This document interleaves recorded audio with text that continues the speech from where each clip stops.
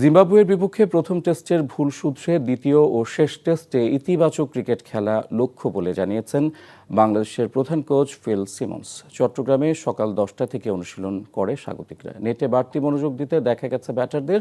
মূলত প্রথম টেস্টে ব্যাটারদের ব্যর্থতায় হেরেছে বাংলাদেশ। দ্বিতীয় ম্যাচে স্কোয়াডে যোগ দিয়েছেন ব্যাটার এনামুল হক বিজয়। স্পিনার তানভীর ইসলাম প্রথমবার ডাক পেয়েছেন টেস্ট স্কোয়াডে। আনুষ্ঠানিক সংবাদ সম্মেলনে কোচ দলকে ধৈর্যশীল হওয়ার পরামর্শ দিয়েছেন। তার মতে সেরাটা দিতে পারলে ফল নিজেদের পক্ষে আসবে।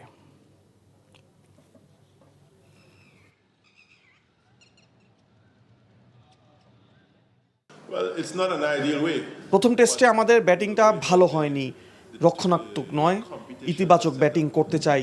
উইকেট দেখে খুবই ফ্ল্যাট মনে হয়েছে। ব্যাটিংয়ে প্রচুর রান আশা করছি। আমাদের ধৈর্য ধরতে হবে, খেলোয়াড়দের তাদের সেরাটা দিতে হবে।